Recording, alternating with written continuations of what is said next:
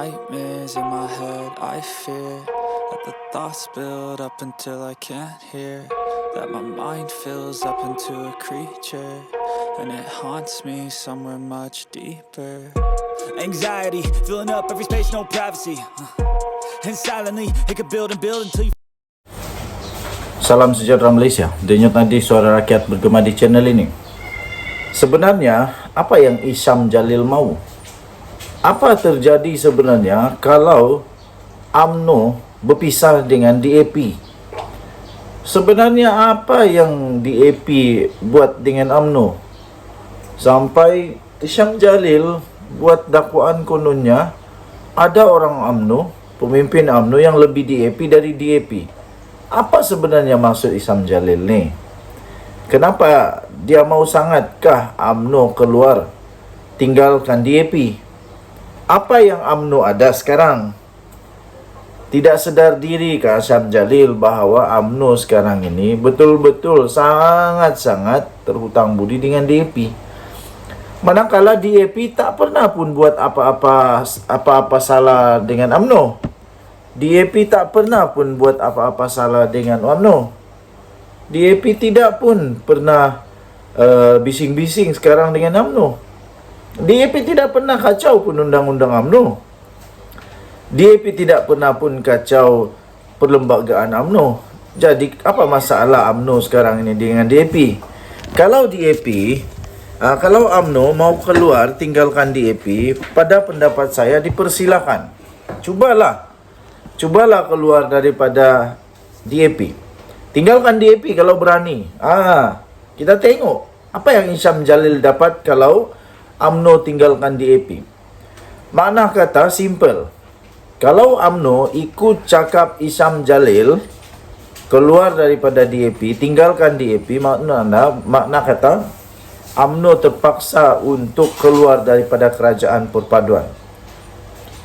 UMNO kena game sendiri. Tahu tak UMNO sekarang hanya ada orang macam melukut di tepi gantang. Jadi kena sedar dirilah. Yang peliknya, kenapa asyik-asyik saja DAP yang salah? DAP diam-diam, DAP juga salah. DAP diam-diam, DAP juga salah. UMNO kalah, DAP salah. UMNO berpecah, DAP salah. Apapun semua salah DAP. Sedangkan DAP tidak buat apa-apa pun. Aduh, pelik. Apa masalah dengan DAP? Hairan betul. PAS pun. Persoalannya, kenapa PAS dan UMNO dan Bersatu takut sangat dengan DAP? Ada apa dengan DAP? Apa yang takut sangat dengan DAP? Rasanya DAP pun parti macam biasa juga. Parti seperti parti yang lain juga. Tak ada pun terlalu ekstrim. Saya nampak DAP tiada pun ekstremis dalam DAP. Tiada ekstremis dalam DAP. Dan DAP setakat yang saya tahulah sampai beberapa tahun ini, belum ada lagi dalam DAP ini yang kena siasat kerana ada kenyataan berkaitan dengan 3R. Tiada. Yang selalu kena siasat dengan 3R ini Muhyiddin, Hadi Awang, Sanusi daripada Perikatan Nasional. Jadi saya pun hairan macam mana Isyam Jalil takut sangat dengan DAP. Isyam Jalil bagusnya keluar sajalah daripada UMNO. Letak jawatan saja dari UMNO, keluar dari UMNO. Tidak payah tunggu Zahidah Hamidi untuk pecat. Tidak payah. Kalau sudah tidak ngam dengan UMNO, pergilah masuk PAS, masuk mana-mana. Ikutlah macam Anwar Musa. Tapi Anwar Musa tunggu dulu sampai dia kena pecat kan? Tidak. Okey. Jadi Isyam Jalil tidak payah tunggu sampai kena pecat. Cepat-cepat keluar dari UMNO. Kalau tidak suka dengan kepimpinan UMNO sekarang, lebih baik keluarlah dari UMNO. Keluar dari UMNO, buat parti sendiri, lagi bagus. Jadi sebenarnya kalau UMNO keluar dari DAP, UMNO dah jadi kosong. UMNO jadi kosong, Tak ada apa-apa, kuasa tiada, apa-apa pun tiada. Jadi pembangkanglah dengan 26 kerusi saja. Kuat tak kuat, tak pastilah. Kuat juga, tapi PAS lebih kuat dari UMNO, Bersatu pun lebih kuat dari UMNO agaknya. Jadi UMNO kalau dia keluar dari kerajaan, dia tidak dapat apa-apa pun manfaat. Yang dia dapat, dia jadi pembangkang. Jadi itulah, kalau dia mau keluar daripada DAP, dia mau tinggalkan DAP, pada pendapat saya, pada hemat saya, tinggalkan sajalah. Tidak ada masalah. Datuk Seri Anwar Ibrahim tidak tergugat apa-apa pun. Tidak tergugat apa-apa. Mungkin Datuk Seri Anwar Ibrahim kena ucap terima kasih kalau UMNO keluar kerajaan. Sebab senang sikit kepala dia. Senang sikit untuk atur jawatan, kan, untuk orang makan di kabinet. Dan Nadi Suara Rakyat bergema di channel ini. Baik.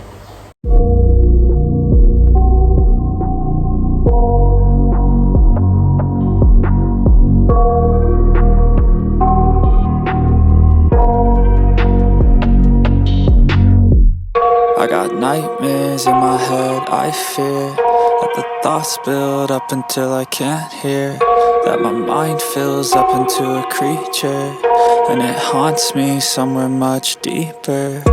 Anxiety, filling up every space, no privacy. And silently, it could build and build until you... Salam sejahtera Malaysia, Denyut Nadi Suara Rakyat bergema di channel ini. Tiba-tiba saja Mahathir meroyan habis. Mahathir meroyan habis. Dia kata punca UMNO kalah kerana DAP. Cermin dulu diri tu. Cermin dulu diri tu. Mahathir lupakah sebenarnya bahawa Mahathir ada peluang jadi Perdana Menteri untuk kali kedua pun kerana adanya belas kasihan dari DAP. Ingat Mahathir boleh jadi Perdana Menteri ke kalau tiada DAP? Ingat Mahathir boleh berkuasa lagi ke kalau tiada DAP? Dulu Mahathir dapat berkuasa pun kerana dia bekerjasama dengan DAP. Tak pernah fikirkah Mahathir bahawa dia sangat terhutang budi dengan DAP? Yang mempertahankan Mahathir dulu pun DAP juga. DAP yang setia sampai kepada penghujung Perdana Menteri ini, Tun Mahathir menjadi Perdana Menteri kedua. Apapun terjadi, DAP tetap setia, tetap sokong Mahathir. Semua orang keluar, daripada PKR keluar, DAP tetap setia. Bersatu waktu itu dibawa oleh Muhyiddin untuk telah menyebabkan Mahathir tumbang. Dan akhirnya dipecat pula dari Bersatu lagi tu. Tapi DAP tetap kekal bersama PH. Tetap kekal. Jadi Mahathir rasanya lupa bahawa dia terhutang budi dengan DAP. Jadi sebelum nak coretkan apa-apa, Mahathir cerminlah diri sendiri dulu. Ini yang disarankan sendiri oleh Saredzan untuk menyarankan kepada Mahathir untuk cermin diri sendiri dulu sebelum cakap apa-apa. Dr. Mahathir perlu untuk mencermin diri sebelum mendakwa sokongan orang Melayu kepada UMNO semakin merosot kerana bersekongkol dengan DAP, kata seorang ahli parlimen daripada PH. Kenyataan itu dipercayai merujuk kepada kekalahan calon BN kepada PAS pada pilihan raya kecil PRK Kemaman 2 Disember yang lalu. Ahli parlimen Bangi iaitu Saredzan Johan turut menyarankan agar Mahathir menjawab persoalan yang sama berkaitan parti pejuang yang pernah diterajuinya. Adakah itu juga kerana DAP?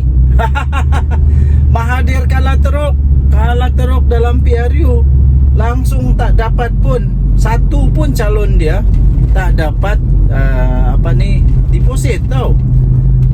Kata Saredzan, daripada mengulas tentang kemerosotan sokongan orang Melayu kepada UMNO, lebih baiklah Tun Mahathir cermin diri dulu. Mengapa partinya sendiri semasa PRU 15 itu tidak mendapat sokongan orang Melayu? Jawab Mahathir. Kenapa orang Melayu tidak suka Mahathir? Kenapa Mahathir tidak menang pun waktu PRU 15 itu? Bukan saja tidak menang, malah kalah teruk, memalukan, di tempat sendiri, di kubu kuat sendiri pun tak dapat deposit. Bagus lagi yang lain dapat lagi deposit. Mahathir tidak tahu. Kesian Mahathir, kesian sungguh. Jadi tuan-tuan dan puan-puan, bagaimanapun Sarezan memberitahu terdapat banyak faktor yang sebenarnya menyumbang kepada kekalahan calon BN kepada PAS. Antaranya Kemaman ini memang adalah kubu kuat bagi PAS. Cubalah lawan dengan Pakatan Harapan ke BN ke di tempat yang memang kuat BN. Kita tengoklah di sana lah, baru kita tengok. Ataupun di tempat yang bukan kubu kuat PAS, bukan kubu kuat BN, baru nampak siapa yang betul-betul menang. Menurutnya UMNO masih mendapat sokongan kuat pengundi Melayu, terutama di negeri-negeri selatan seperti di Negeri Sembilan dan Johor. Jadi di Johor, Negeri Sembilan masih kuat lah, UMNO masih kuat. Ada banyak faktor mengapa BN kalah di Kemaman. Jadi antaranya ia adalah merupakan kubu kuat PAS. Itu saja, bukan kerana berkurangnya sokongan orang Melayu kepada BN semata-mata, kepada UMNO semata-mata, tapi ada faktor-faktor yang lain juga. Okey, jadi persoalan yang paling hebat ialah kenapa Mahathir tidak cermin dulu diri dia, bahwa dia itu langsung tak menang. Silap-silap kalau ditambah semua, ditambah dia punya sokongan dulu, macam mana, macam apa, bukan, tapi sokongan Mahathir sikit lah, tak dapat pun dia punya deposit. Lepas tu baru dia cakap dia kalah di Langkawi sebab ada rasuah. Jadi bila kalah, carilah alasan, rasuah lah, inilah, itulah. Tapi bila orang kalah kata sokongan itu, sokongan ini, cermin diri dulu. Denyut Nadi Suara Rakyat bergema di channel ini. Jangan lupa tekan butang subscribe, like dan share. Bye. Salam sejahtera Malaysia, Denyut Nadi Suara Rakyat bergema di channel ini. Beberapa orang kawan tanya dengan saya, apa jadi kalau semua menteri UMNO letak jawatan? Pertama yang kita perlu tahu, di dalam UMNO hanya ada setakat ini 26 sahaja ahli parlimen. Dengan belas kasihan, bukan belas kasihan lah, tak elok lah kot pakai belas kasihan. Dengan rasa amat bertanggungjawab, Datuk Seri Anwar Ibrahim tetap juga memberikan jawatan-jawatan kepada mereka, walaupun hanya 26 saja ahli parlimen di dalam kerajaan. Agak sedikit tu sebenarnya. Dan walaupun begitu, UMNO tetap dapat jawatan timbalan Perdana Menteri, Menteri Pertahanan dan banyak lagi menteri-menteri kanan, disebut sebagai menteri kanan ataupun menteri besar-besar punya jawatan lah.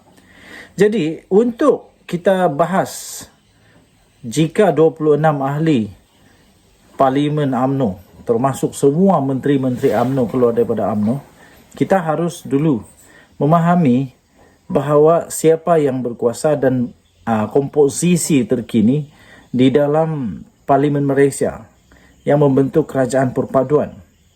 Kita perlu tahu bahawa sokongan yang diterima oleh Datuk Seri Anwar Ibrahim sudah lebih daripada 2/3.